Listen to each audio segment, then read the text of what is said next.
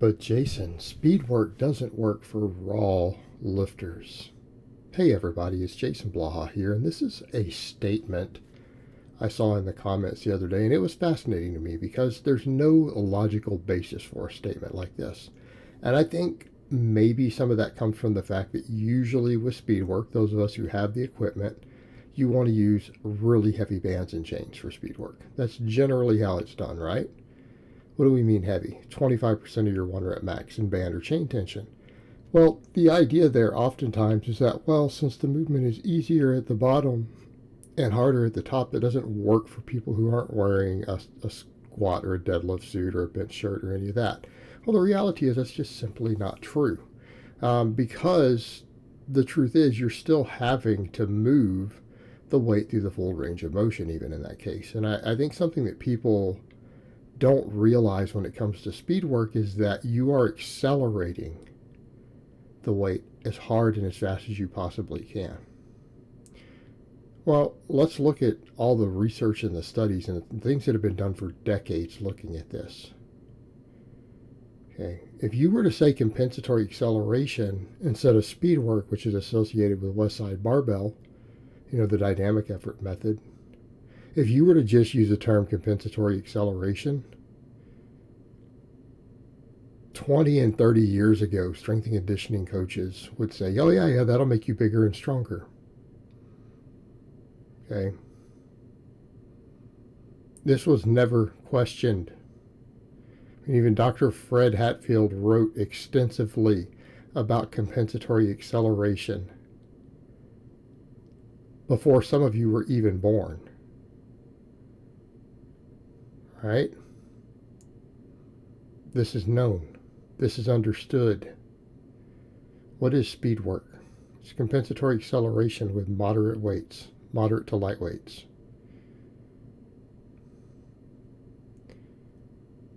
We have data these days showing that when you explode with a weight as hard as you can, that it produces better muscle fiber recruitment with the same amount of weight. We have studies that look at this, at compensatory acceleration. In bench press, for example, studies have been done on this, and I've discussed the actual study in detail before.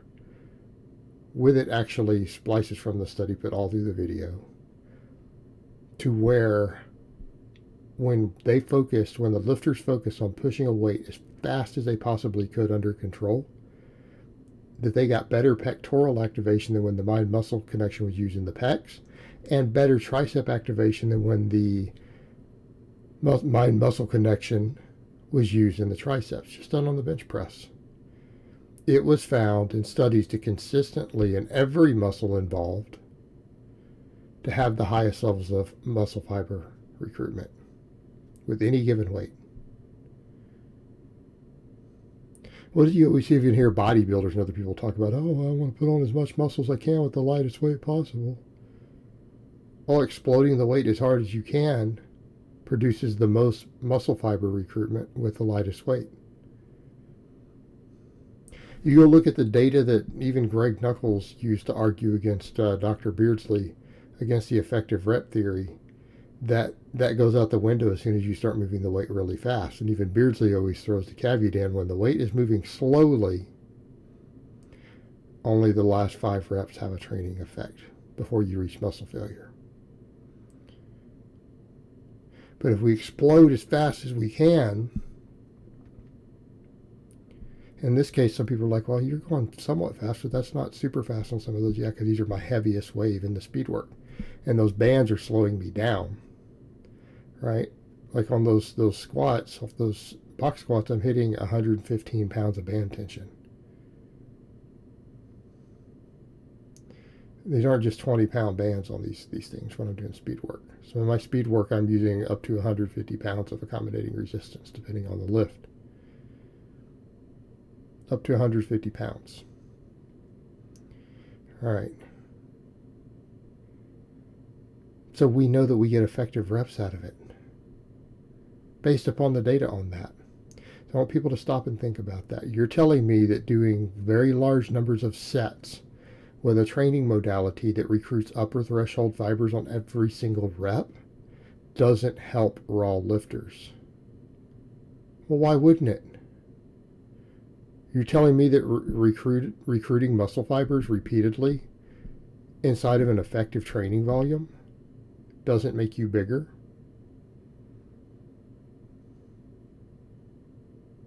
What? I'm going to go out on a limb and say that I think the general understanding of hypertrophy by every expert who's ever looked at it in the human body, we know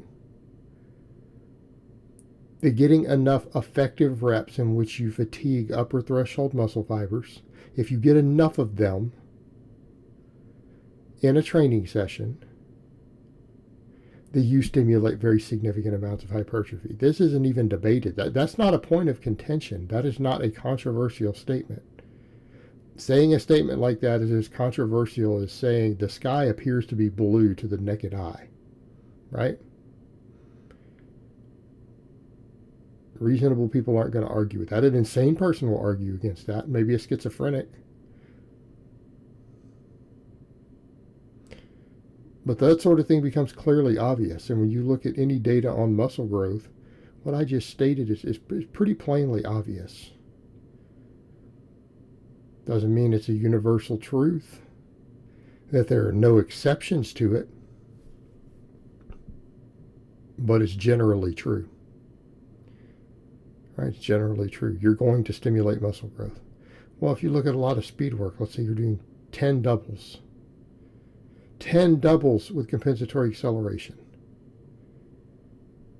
They're all effective reps. That's 20 effective reps. How many sets to failure would you need to do to reach the same amount of effective reps? You need 4 sets to failure. 20 effective reps on big exercises, like the bench press and the box squat. That's going to induce hypertrophy. Telling me inducing hypertrophy on the muscles used in the bench and the squat won't help raw lifters? You're telling me bigger pecs, triceps, quads, glutes, adductors, making those muscles bigger won't improve a raw lifter's lifts? If you state that they won't, then you're a moron who has never looked at a single study on strength or muscle growth. Like you clearly have never read anything. You've also probably never been to a gym.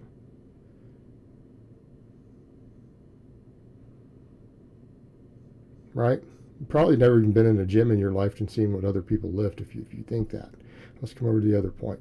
You're practicing setting up over and over and over. You're practicing pushing as hard as possible in a 1 rep max. You do 10 doubles or something. Just throwing that out there. It means that you practice setting up on the bench 10 times. You practice getting tight and setting your arch 10 times. You practice exploding as hard as you can, like on a max, 10 times. Practice setting a squat bar into your back and walking it out.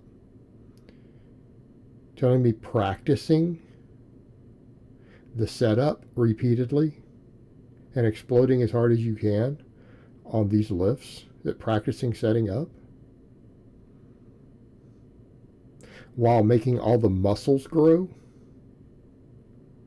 isn't going to help raw lifters get stronger? It's not going to help them get better at these lifts? What? What a delusional statement. What a delusional statement. You know what? Let's take all the science and the data and the common sense aside and let's look around at gyms. How many dudes who do tons of speed work, even though they might train equipped, when they take off their bench shirt, they still bench 500 pounds? There's a lot of them. How many guys who, when they take off their squat suit, who do a bunch of speed work and even take the box out, still squat 700 pounds? Quite a few of them. There's a whole hell of a lot of them, actually. You know what? They got stronger from it. They got stronger from it. Strength is strength. And strength is not as specific as people would have you believe. And even if it was, this still hits a lot of specificity. Sheer absurdity. Alright guys, well that's really all I have to say on that today. I hope it's been informative, and I will talk to you guys next time.